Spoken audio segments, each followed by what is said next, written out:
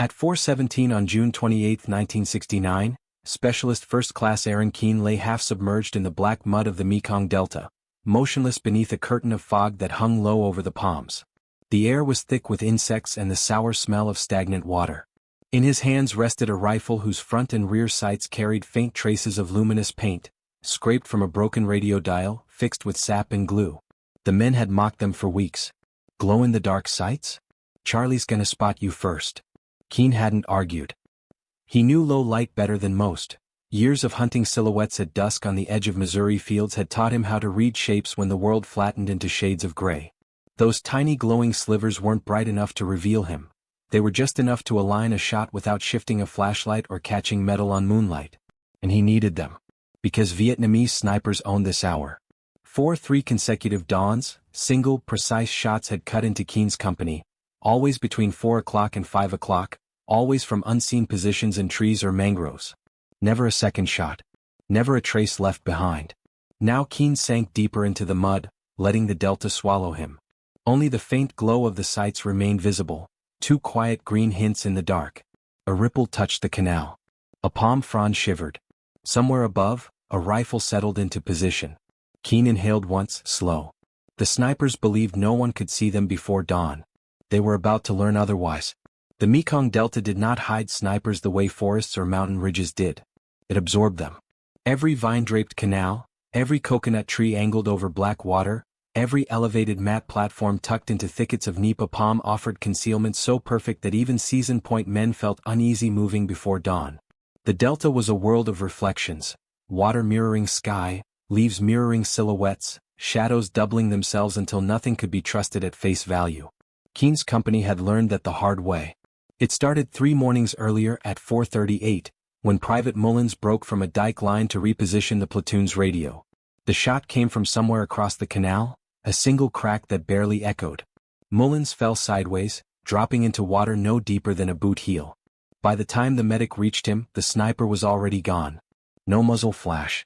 No canopy movement. No second shot.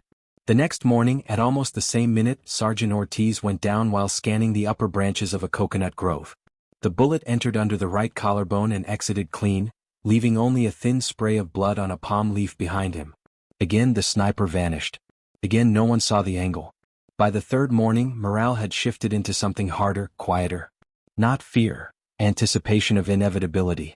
The sniper struck just before the Delta began to brighten, that narrow band of time when the world wasn't dark enough for night vision and not light enough for silhouettes to separate cleanly. They favored tree platforms built high in the canopy, little more than woven mats tied to branches, accessible by carved footholds and visible from the ground. They also used sampans, low, silent boats that drifted along canals before slipping behind reeds. Most American units learned to respect the Delta's marksmen. Keene learned to read them. He charted where the shots had come from, not by noise or light, but by what hadn't moved. Branches that stayed too rigid after recoil, reeds that parted against the wind, water that rippled against the tide instead of with it.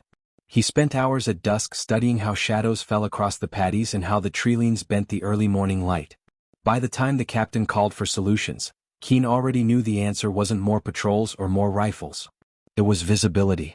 The real kind, not lantern beams or tracer rounds, but the ability to acquire a target in the 1 hour where men died simply because their eyes weren't built for that dim gray space. The captain laid it out under red-lensed light. 3 days, 3 hits. Same window. Same retreat pattern. We're dealing with coordinated marksmen. I don't need them killed, I need them found. No one volunteered at first. You didn't volunteer to hunt snipers in the Delta at dawn. Not unless you had something the others didn't. Keene finally spoke, voice barely above a whisper. I can see them, he said. If I get into position before they do. If I stay low. And if I use this. He tapped the rifle's glow-in-the-dark sights with a muddy finger. The men nearby glanced at the faint green smear, still half hidden under dried muck from the night before. Some smirked. Others frowned. The armorer shook his head. But the captain didn't dismiss it. How far can you identify with that glow? He asked. Far enough in low light, Keene answered. Farther than they expect anyone to shoot before sunup. Capable of aligning a shot without shifting posture, without metal flashing, without silhouette break. The captain gave a slow nod. You'll take 2 men. No fixed firing. No lights. You engage only when certain. Keen agreed. That afternoon he coated half the luminous paint with fresh mud to dim it further. Just enough glow to line up a sight picture. Not enough to betray him. By 2100 hours, he had studied the tree where the last sniper had perched, memorizing forks, irregular branches, and the silhouette pattern it formed against the faint stars. By 2 o'clock, he had mapped how the tide shifted the reflections on the canal. By 3:30 he and 2 others were already crawling into position. And at 4 o'clock, as the delta sank into its gray-blue silence, he rested his cheek against the worn stock of his rifle. This time the snipers would not fire first. This time, someone was already waiting in the dark with a way to see them before they existed. Before dawn ended, 9 would be dead. None would ever understand how they were found. Aaron Keen did not look like the kind of man who would outthink a network of Vietnamese snipers. At 23, lean, quiet, and soft-spoken, he carried himself with the unhurried confidence of someone who had spent more time outdoors than indoors. Men in the platoon joked that he had 2 modes, breathing and waiting to breathe. But beneath that stillness was something the Delta recognized before anyone else did. He had grown up on a tenant farm outside Sedalia, Missouri, where dawn and dusk weren't aesthetic moments but working windows. His father taught him to hunt not with excitement but with observation. What moves, what doesn't, and what shouldn't be moving at all. Keen learned that low light hides everything except mistakes, and that the worst mistake is forcing a shot when your eyes aren't ready. He brought that quiet skill into the army without ever mentioning it. In training, instructors wrote that he seemed to listen to targets instead of looking at them, and that he noticed details others treated like background noise. Those details mattered in the Delta, and they mattered even more in the thin gray hour before sunrise when snipers turned uncertainty into casualties. The glow sights weren't meant to be an innovation. They were meant to solve a simple, personal problem. A month earlier, on a sweep near Kai Lei, Keen realized that his rifle's iron sights disappeared completely in twilight under a dense canopy. Chalk washed off. Filing the post didn't help. Deepening the notch only harmed his accuracy. He needed a reference point that stayed visible when everything else flattened into shadow. While repairing a PRC-25 radio with a commo sergeant, he noticed the broken tuning dial glowing faintly after the battery was removed. Old phosphor paint. A soft, persistent green. He scraped a sliver, ground it into powder, mixed it with sap and adhesive, and brushed a thin coat onto the front sight post and 2 faint marks on the rear notch. The glow was barely there, dimmer than fireflies, but in near darkness it provided a stable reference line without casting outward light. When the platoon saw it, they erupted. One man asked if he was trying to guide aircraft. Another called it a glow stick rifle. A third said the VC snipers would shoot the sights first just for convenience. Keen didn't react. He simply kept checking the alignment, adjusting the thickness of the paint, covering part of it with mud to reduce the glow even further. He understood what the others didn't. The snipers weren't guessing where Americans were, they were reading silhouettes, angles, and micro-movements. He wasn't giving himself brightness. He was giving himself consistency. The armorer inspected the rifle and shrugged. Nothing in the book banned faint luminous paint. Your funeral, he muttered. Keen nodded and walked away. What made the modification effective wasn't illumination. It was repeatability. Human vision collapses under the transitional light just before dawn. Edges soften, verticals blur, contrast dissolves. Keen's faint sight marks stayed stable. He could maintain a firing position without shifting. He could reacquire without lifting the rifle high enough to silhouette. He could aim without searching, and searching was what got men killed at dawn. 3 days before the ambush, he sat beside a canal at last light and watched the way shadows stretched across the water. He saw how a palm's reflection bent incorrectly when disturbed by weight along its trunk. He studied how reeds parted when the breeze came from the wrong direction. The others saw trees, reflections, and moving water. Keen saw patterns that didn't belong. When the captain finally said, "We need someone who can see in that gray hour," Keen didn't promise miracles or claim superiority.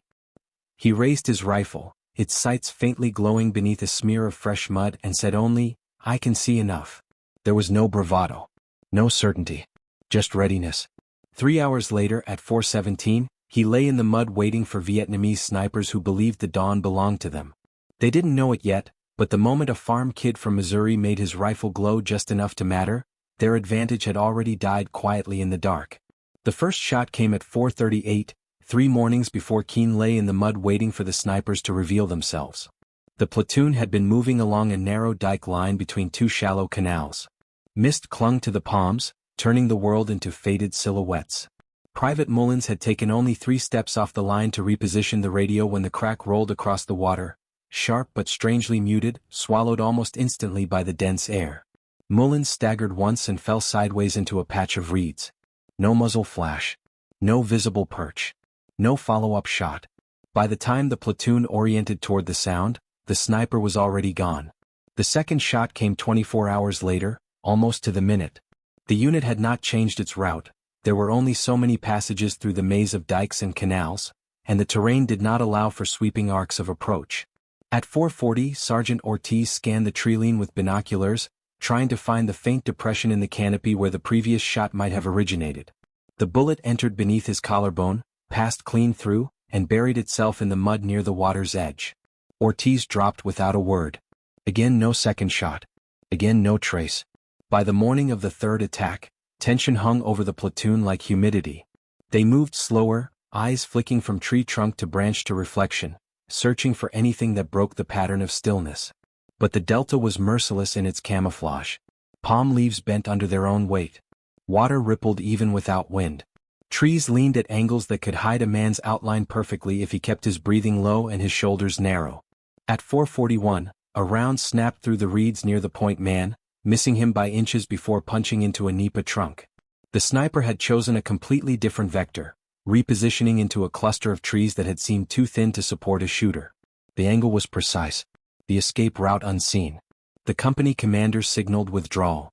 The platoon fell back along the dike in tense silence while the medic tended to minor shrapnel wounds from the splintered palm. Back at the temporary perimeter, the captain gathered the squad leaders under the dim red glow of a flashlight. The map lay across an ammo box, corners pinned by canteens. He spoke softly as if the snipers could hear through the trees. They know our movements. They're coordinating. Same window, 4:35 to 4:50. They relocate before we can triangulate. We need eyes before the firing point.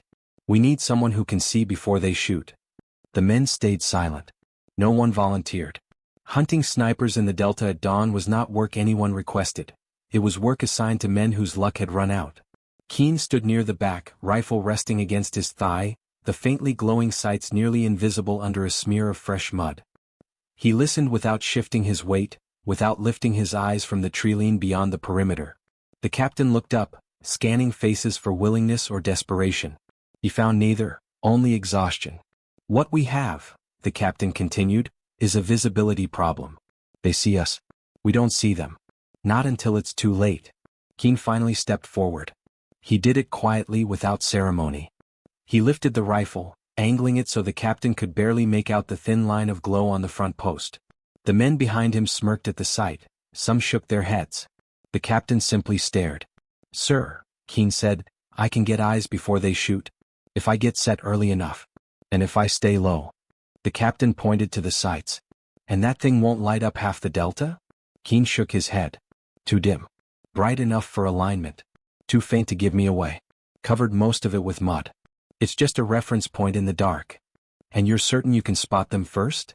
"No, sir," Keene said plainly. "But I can spot what doesn't belong. They move differently. Wait on the wrong branch. Lean in the wrong direction. Reflection where there shouldn't be one." Rhodes, the platoon's steadiest rifleman, watched Keene carefully. "You really trust that glow paint?" "I trust consistency," Keene said. "Everything else out here changes when the light shifts." The captain considered him for a long moment. Outside the poncho shelter, the delta hummed, frogs, insects, the soft slosh of water against roots. Dawn was still hours away, but the platoon already felt its approach creeping through the air. "You take 2 men," the captain said at last. "No lanterns. No fixed positions. You move before they do. You call shots only when you're certain. If they fire, you relocate. Understood?" "Yes, sir." "Then get ready. You step off at 2:30. As the meeting broke, the mockery faded. Not entirely, but enough. Men who had laughed at the glow sights earlier now watched Keene with something closer to curiosity. He didn't return their looks. He simply knelt beside his rifle, wiping a thin layer of mud over the brightest patch of phosphor, leaving only a sliver of dull green exposed. Rhodes approached him quietly. "Why you?" he asked. Keene answered without ego. "Because I already see their shots before I hear them." "You think that'll be enough?" "It has to be." By 2:15, Keen was checking his gear under cover of darkness. By 2:30 he and 2 others were moving through water up to their knees. By 3:40, they were within 80 meters of the coconut grove where the last shot had originated. By 4 o'clock they were in position, breathing slow, bodies half buried in the mud. The glow on Keen's sights was faint, almost imperceptible, just enough to center the world in a place where the world was dissolving into gray. Before dawn, the snipers would rise again. But this time, someone would be waiting for them in the dark, ready long before they realized they were being watched. The patrol stepped off at 2:31, moving single file through a corridor of palms that bent inward like warped ribs. The night air hung thick and warm, pressing sound downward instead of carrying it. Every step sank ankle-deep into mud so black it swallowed reflections. Keen took the lead, not because of rank but because the route required someone who understood how to read the ground without looking directly at it. Behind him came Rhodes, steady, deliberate, unfailingly quiet, and Private Teller, the youngest man in the platoon, chosen only because he could crawl through mangrove roots without snapping branches under his weight. No one spoke. Speech after midnight in the delta traveled too far, too strangely, bending around trunks and drifting into places no one intended. They followed a serpentine path along a narrow rise of silt that passed for solid terrain. On their left, the canal widened into a black mirror broken only by the occasional ripple of a surface fish. On their right, palm fronds dipped so low they brushed the men's shoulders, scattering beads of cold water onto their uniforms. Each step was deliberate. Each shift of weight was measured. Even Rhodes, normally stoic, felt the tension in the air. At 3:07 they reached a low embankment overlooking the grove where the second sniper had killed Ortiz. The trees rose in staggered heights, coir-thick trunks with angles perfect for perches. Keen knew the sniper wouldn't reuse the exact platform from yesterday. These men were disciplined, rotating firing points nightly. But they would remain within the cluster. The geography favored it. 3 trees leaning over the canal, another pair providing crossfire angles, a tangle of vines that hid movement up and down the trunks. Keen knelt, letting his weight settle into the mud. The ground was warmer here, body heat trapped in the roots where someone had climbed recently. He brushed 2 fingers across the bark of a nearby trunk. The rough surface carried faint scratches, fresh enough that mud had not yet settled into them. A foothold. Someone had ascended this exact route within hours. He signaled to Rhodes, who positioned himself 15 meters right, facing an alternate firing line. Teller slid to the left, burrowing halfway into the mud so only his helmet and the top arc of his rifle protruded. No one would move again unless Keen did. The glow on Keen's sights was faint, almost gone now, but in the dark it provided a thin, reliable anchor. He darkened the brightness further by dragging the muzzle through a thin layer of silt, leaving just enough of the phosphor exposed to align the front post. He could barely see the glow unless he brought the rifle to his cheek. That was the point. The snipers watching the area would not detect it. Even another American at 5 feet wouldn't see it unless he knew to look. The delta quieted around them. Frogs went silent first, then insects. Even the water slowed its rhythm against the bank. A shift like that meant presence. Someone else moving. Someone else settling into position. Keen lowered himself until half his face rested in the mud. The air tasted metallic. Each breath felt like it thickened between his teeth. He scanned the grove not by searching for shapes but by searching for inconsistencies. Branches that held too much weight, silhouettes too symmetrical to be vines, shadows that didn't sway with the wind. At 4:01, the faintest disturbance rippled across the canal. A paddle drawn slowly then stilled. Not a fisherman. Not at this hour. At 4:06, a palm crown dipped, then steadied again. Something, or someone, had shifted weight high above them. At 4:12, a thin silhouette momentarily broke the edge of a branch, almost invisible against the sky, except for a fractional movement where none should exist. Keen exhaled once. The first sniper had arrived. He didn't fire.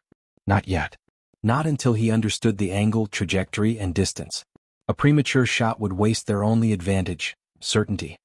He tracked the silhouette through the leaves, not the body but the absence of branch sway around it. The sniper was settling into position. He might fire in minutes or in seconds. Rhodes whispered across the mud, barely audible, "You see him?" Keen didn't answer. The question didn't need answering. He shifted the rifle onto his cheek, adjusting his position by increments no larger than the width of a fingernail. The glowing post steadied against the dark. The branch line framed the expected drop of the sniper's shoulder as he prepared to fire. The world compressed to a single, silent moment. Then the sniper exhaled. Keen saw it, not the breath itself but the faint movement of cloth against bark, the tension released into the sniper's posture, the micro-adjustment of a man settling into his first shot of the morning.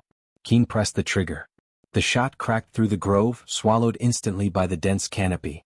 The sniper fell without a sound, sliding off the branch and disappearing into the vegetation below. Before the echo faded, Teller hissed, "Movement, left tree." Keen swung low, crawling, not lifting his silhouette, pushing through mud until he reached a second firing position. Another figure clung to a palm trunk, shifting upward, trying to gain height before the Americans could fix his location. Keen fired again, the muzzle barely inches above the mud.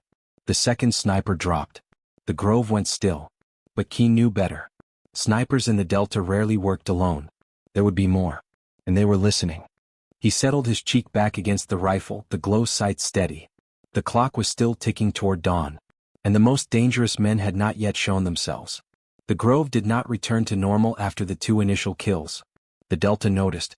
Its silence shifted in a way Keen had learned to interpret, an alert tension that ran through the canopy like static. Snipers elsewhere in the cluster had registered the disturbance. They didn't know direction. They didn't know distance. But they knew something had moved where nothing should have. And that was enough to change their rhythm. Keen remained low, half submerged, the mud around him warming slightly as the air temperature rose in advance of sunrise. Rhodes held the right flank behind a tangle of exposed roots, his rifle resting across his forearms. Teller barely moved at all, buried to the shoulders in silt. They formed a three-point net that only Keen fully understood, because only he knew exactly where the next shooter would try to reposition. At 4:19 the water in the canal rippled again. Not from the wind. From displacement. A sampan, silent, slow, was drifting along the shadowed bend. Two figures sat inside, barely visible. One held a rifle canted low across his knees. The other dipped his paddle in long, measured arcs, each stroke quiet enough to vanish under the ambient noise of the swamp. This pair wasn't firing. They were relocating to a secondary firing lane. They intended to shoot from the flank, taking advantage of the Americans' narrowed attention. Keen pressed his cheek against the stock. The faint glow aligned with the nearest silhouette. He didn't need to see faces. He only needed the angle formed by the rifle barrel and the slight shift of weight as the shooter leaned forward to brace. He fired once. The shot barely rose above the croak of distant frogs. The man holding the rifle pitched backward, splashing into the canal. The paddle holder froze, stunned, then dug desperately into the water to escape. Teller, mud-streaked and steady, put a round into the boat's stern, turning the escape into a slow, spiraling drift. Keen fired again, ending the movement. 3 snipers dead. 1 spotter. The Delta paused once more. At 4:26, a palm crown 30 meters north quivered. Not from wind, the motion was too sharp, too vertical. A man climbing. Keen tracked the movement not through direct sight but through the interruptions in the rhythm of swaying fronds.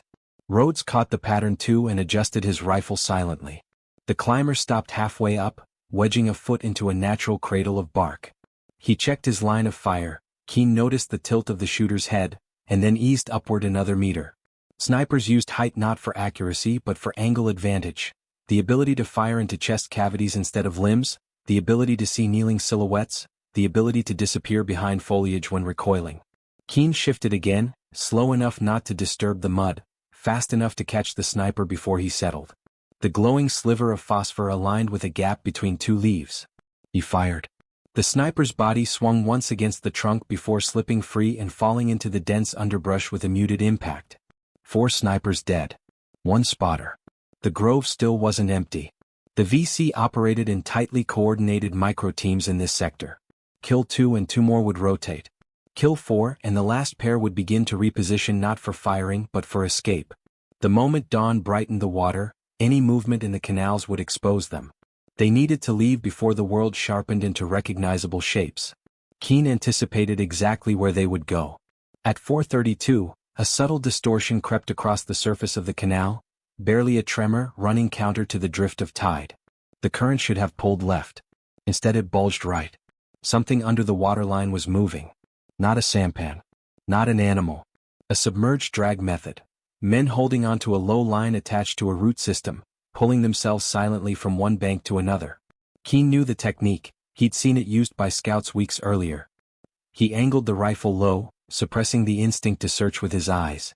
Searching was delay. Delay was death. Instead, he breathed once, waited for the next break in the water's texture, and lifted the sights a fraction. The glow aligned with the disturbance. He fired. A muffled gasp rose from the water, followed by a churn of limbs. A second figure tried to scramble up the bank, using reeds as handholds. Teller swung toward the movement, but Keane was faster. He fired again, the shot punching into the mass of reeds and sending the second swimmer collapsing back into the canal. 5 snipers dead. 2 support men. 7 total. The delta remained still for a long moment as if absorbing the losses. Then, far to the east, the faintest band of blue appeared above the treetops. Dawn was coming, slow but certain. The snipers who remained, 2 by Keane's calculation, would have to move now or never. They would not risk remaining in high trees once the sky brightened. They would shift low toward the inland trail that cut through the back of the grove. Keane whispered, "They're going for the trail." Rhodes nodded, already pivoting.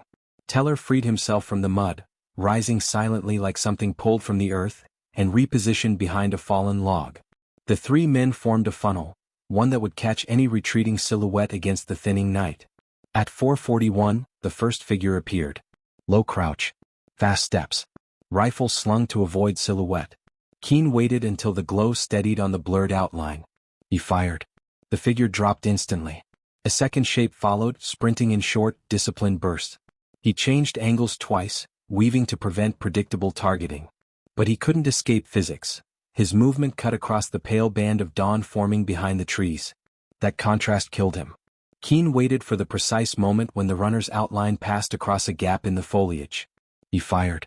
The figure crumpled, rolling once in the dirt before becoming still. 9 snipers. Before dawn. All neutralized. Keane remained low, rifle still pressed to his cheek, waiting for signs of a 10th or 11th.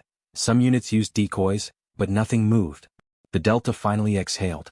Rhodes whispered, "That's all of them." "Maybe," Keane replied. "Let's wait for the light." They held their positions, unmoving as the sky brightened into a soft, washed-out blue.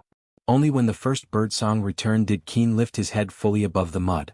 9 bodies lay scattered across the grove, canal, and bank. Not one had fired a shot. And none of them had understood how they were seen at all. The sky was beginning to pale, but the light had not yet gathered strength. Dawn in the delta unfolded in increments. First a softening of shadows, then a faint suggestion of blue above the canopy, then, finally, the slow unveiling of shapes that had been indistinguishable silhouettes minutes earlier. It was the most dangerous part of the morning. Too bright for perfect concealment. Too dim for certainty. The moment between worlds where both hunter and hunted lost some advantage. Keane understood that transitional space better than anyone in the platoon. He stayed prone as the light shifted, letting the world reveal itself instead of forcing clarity. Rhodes waited to his right, his breathing steady and measured. Teller crouched low behind a spindly log that looked older than the war itself. All 3 remained motionless, watching for the signs of retreat Keane expected but had not yet confirmed. 7 snipers and 2 support men were down. That was a full cluster, more than most officers believed operated in such a tight radius. But Keane knew the VC didn't cluster evenly. Not in mangrove country. They nested like branches, some thicker, some thinner, only appearing separate until you viewed the structure as one living organism. And organisms didn't break at the first wound. They tried to survive it. At 4:53, Keane noticed the first hint. Far to the west, a thin ribbon of mist drifted horizontally across the underbrush, too smooth, too linear. Natural fog rose, it didn't slide sideways. Someone was moving low, disturbing the air close to the ground. Teller whispered, "You see that?" Keane didn't answer. He raised the rifle an inch, aligning the fading glow of the sights against the brush. The phosphor paint was almost exhausted now. It had been exposed to light only briefly before they moved into position. But even the faintest glimmer provided a fixed center point in the dim light, something the growing dawn could not yet replace. Another movement followed. A shift in reeds. A soft splash where no fish had surfaced. Quiet, disciplined but not perfect. The last sniper was repositioning, not for a shot but for escape. Keane tracked the disturbance with the same stillness he'd used while hunting with his father. Deer in Missouri moved differently from men in the Mekong, but the principles were the same: weight, rhythm, and intent. This sniper was slow, patient, but betraying his route by the way the reeds bent at mismatched heights. Rhodes leaned close. Left side. Southwest, Keane murmured. Crawling. He's behind the first line of brush. A few moments passed with no further sign. The delta held its breath again. Then, as dawn brightened just enough to tease out the faintest contrast, Keen saw it, the outline of a shoulder barely a shade darker than the reeds. The sniper's uniform blended almost perfectly with the mangrove shadows. Almost. But the smallest inconsistency gave him away. A strip of cloth that caught the ambient light a fraction too long, lingering in brightness where darkness should have reclaimed it. Keen didn't fire immediately. He didn't need haste. He needed alignment. He drew a shallow breath, letting the rifle settle into the cradle of his cheek. The phosphor glow steadied at dead center. Time slowed. The world shrank to a 3-inch corridor of intent. Then the sniper lifted his head. Not high, just enough to break the plane of the reeds. Keen fired. The sound cracked through the brush and was swallowed by the canopy, absorbed as if the delta itself knew the work was almost done. The sniper's body absorbed the impact and slumped sideways, vanishing into the reeds with a faint rustle. Rhodes exhaled. Teller kept his rifle steady for a full 10 seconds, waiting for movement that never came. But Keen didn't lower his weapon. "Something's off," he whispered. He scanned the tree line again, not for bodies but for absence, for places where silhouettes broke incorrectly or didn't break at all. Dawn had advanced just enough to create contrast, and contrast revealed irregularities. Near the base of a tall palm, a small depression in the undergrowth shifted. Not much, just a settling of weight, a subtle downward compression that didn't match the wind. "Another one," Keen said. "Close. Moving deeper." Rhodes pivoted. Direction. North side of the clearing. Low crawl. They waited. The light strengthened. Shadows thinned. Then it came, a slow glide of reeds bending inward. Keen adjusted his rifle again, the glow on the sights nearly gone, replaced now by the first usable sliver of natural light. He no longer needed phosphor. The sun had taken its place. He tracked the movement until the brush parted just enough to reveal a narrow sliver of skin, jawline, perhaps cheek. A sniper watching the grove one last time before slipping into deeper cover. Keen fired. The figure jerked, then lay still. Teller whispered, "That was 10. "No," Keen said quietly. 9 snipers. 1 support. The spotter in the sampan wasn't a shooter. Rhodes frowned. "You sure?" Snipers move with purpose. Spotters move with opportunity. Different rhythm. It was a subtle distinction, one Keen couldn't fully teach but instinctively trusted. The delta didn't hide behavior. It magnified it in different ways: weight in water, tension in branches, breath against bark. The grove finally fell silent in a natural way, not the artificial stillness of ambush tension. Birds resumed their calls. Insects rose from wet leaves. The world regained its rhythm. Rhodes stood, stretching stiff limbs. "That's it then." Keen finally lowered his rifle. His arms trembled from hours of tension, but his breathing stayed even. He looked across the canal, where faint outlines of bodies lay half submerged or tangled in roots. None of them had understood how they were seen. None of them ever would. Teller asked, "How'd you know the last 2 were still out there?" Keen wiped mud from the muzzle.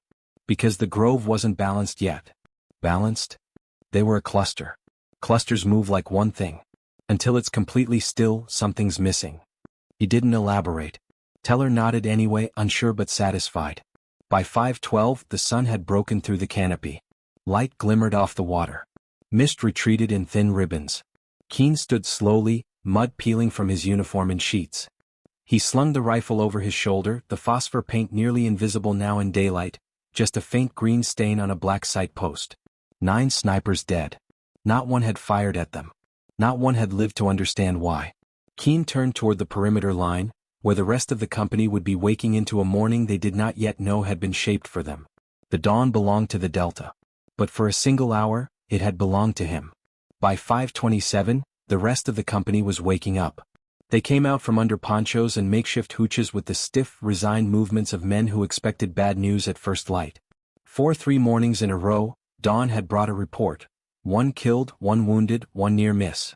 Heads turned almost automatically toward the grove, toward the canal, toward the direction the sniper shots usually came from. None came. Instead, they heard Rhodes's voice on the company net, calm, flat, professional. "Be advised, multiple enemy Kia in sniper positions. Area secure for movement. Stand by for count." The captain stepped out from under a slanted poncho rigged between 2 ammo crates, helmet still unbuckled, web gear half fastened. He grabbed the handset from the RTO. Multiple? He asked. How many? Still confirming, sir, Rhodes replied. At least 7. Maybe more. That number changed the captain's posture. 1 sniper was a threat. 2 were a problem. 7 meant something else entirely, a coordinated cluster, a deliberate hunting unit that had stalked his company for days. He motioned for the RTO and a small escort to follow him and started toward the grove without waiting for full kit. As they approached, the grove no longer felt like a sniper's nest. It felt like a place that had already decided its story for the day. The canal lay flat and quiet, the water reflecting the early sunlight in fractured patterns across palm trunks. Birds hopped along the branches, unbothered. The tension that had gripped this stretch of trees for 3 mornings had thinned into a hollow calm. The first body lay in the crook of 2 roots, half in the water, one arm dangling. The second hung briefly in a tangle of vines before gravity finally pulled him down as the captain arrived. Farther in, near the trunk of the tree where Ortiz had been hit 2 days earlier, another sniper lay where he had fallen from a mid-level perch. Jesus, the RTO murmured. Count them, the captain said.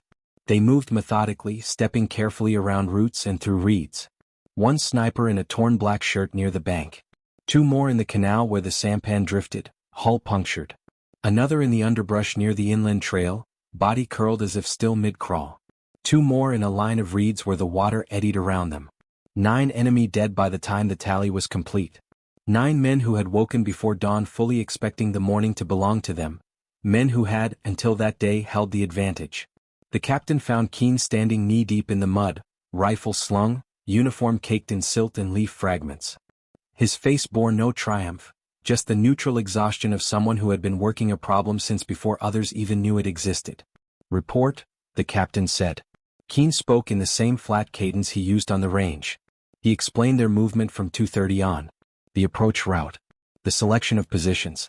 The decision to dim the phosphor further with mud. The timing of the first silhouette in the tree. The sampan.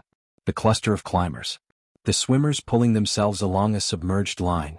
The last 2 men trying to break away along the inland trail at the edge of growing light. Rhodes and Teller added small details, but they deferred to Keane when it came to how he had seen what he saw. They knew their own shots. They also knew that without his reads, there would have been no opportunity to fire at all. And the sights? The captain asked, nodding toward the rifle. Keane unslung the weapon and held it horizontally. In daylight, the phosphor was barely visible, just a faint green smear along the front post, 2 tiny ghosts of lines on the rear notch. This helped me hold center when everything else went gray, he said. Didn't make me see them. Just made it fast when I did. The captain studied the sights for a long moment. They looked unimpressive. Crude even.